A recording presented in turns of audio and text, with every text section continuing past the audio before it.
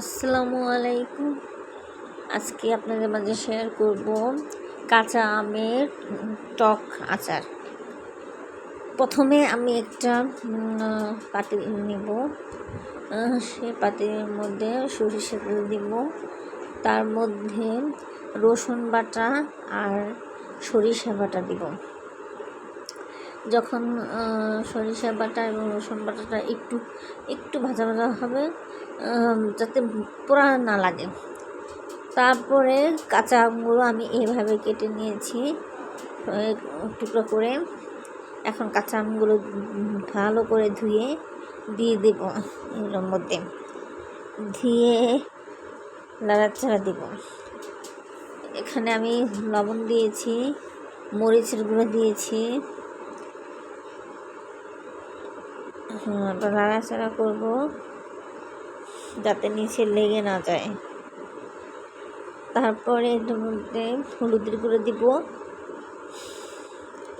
হলুদ গুঁড়ো দিয়ে মানে যে পরিমাণ ঝাল খায় সে পরিমাণে মরিচ দিবে। তারপর আমি একটু ঢাকা দিয়ে ঢেকে রেখেছি যাতে একটু সেদ্ধ হয়। সেদ্ধ হওয়ার পরে আমি একটু চিনি দিয়ে দিয়েছি।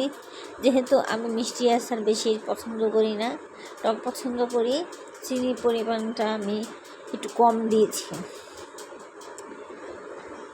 চিনি দিয়ে আমি ভালো করে মিশিয়ে নিয়েছি। এখন লাড়া দিতেছি। আচারটা ঘন ঘন লাড়া দিতে হবে যাতে নিচে লেগে না যায়।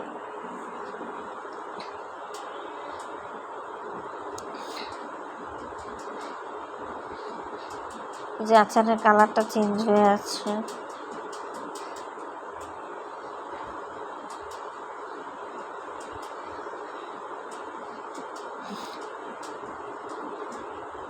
লাড়তেই থাকবো যতক্ষণ না পর্যন্ত সিদ্ধ না হয়।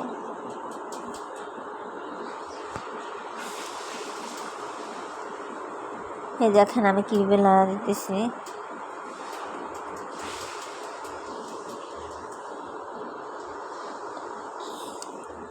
এই যে আমার আচারটা এরকম কালার হয়েছে, খুব সুন্দর একটা কালার আসছে আচারের মধ্যে। আচারটা আমার পুরোপুরি সিদ্ধ হয়ে গেছে।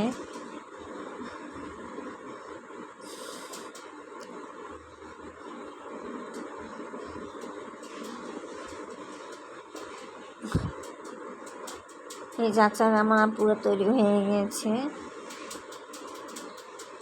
এখন এই আচারের মধ্যে আমি 5 ফোড়নের গুঁড়ি দিব, 5 ফোড়ন তেলে, তারপরে গুঁড়ো করে দেব, আর শুকনো মরিচ তেলে গুঁড়ো করে দেব। এই তো হয়ে গেছে আমার আচার।